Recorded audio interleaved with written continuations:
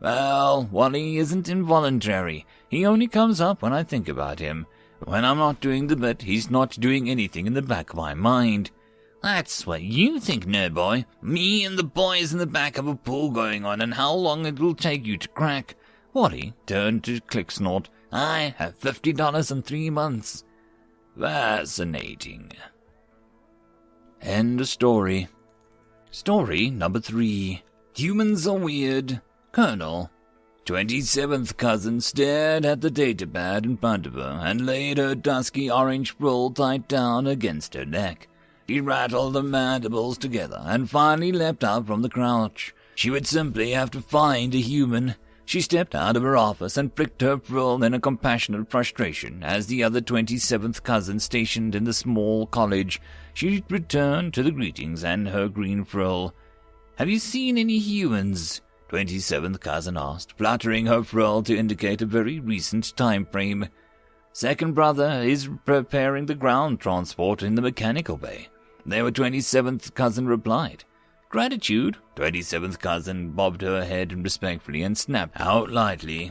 She found the human exactly where she had been told, bent in a nearly undulate manner into the engine compartment of a boxy green ground transport. She was about to greet him, but caught a glimpse of his base defensive covering and clicked in annoyance at the stitched markers on his arm guards.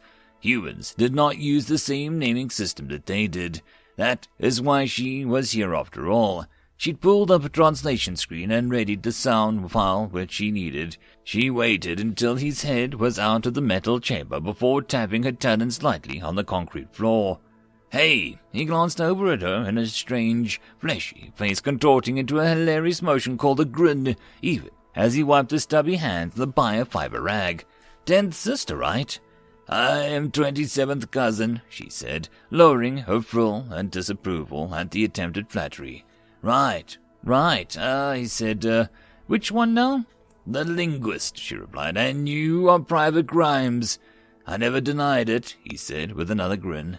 She paused a moment, tilting her head to the side as she passed the question. "Are you capable of aiding me with a matter of translation?" she finally asked. "I can speak English pretty good," he said.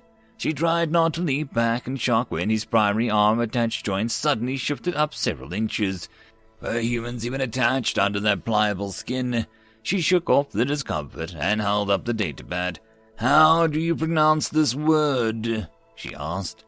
He leaned forward and his strange internal eyelids compressed. "Colonel," he said firmly. She lowered her frill to a clear sign of aggravation that he actually responded to, stepping back with a sudden change to a clearly defensive stance. She forced herself to relax. "You have not offended me," she quickly informed him. "I have simply reached an impasse in my work." "Ah." His head bobbed loosely in a thick neck. "What's the problem?" "Where is the—" She pressed the recording so that the sound that she could not enunciate played. "Sound in the word." He gave a laugh and started to point, but then the sound of the gesture broke off midway. His face contorted and his eyelids blinked rapidly. The flesh laps covering his teeth opened and closed several times as he slowly withdrew the indicating finger. "I don't know," he whispered. "Where is the R sound in Colonel?" End of story.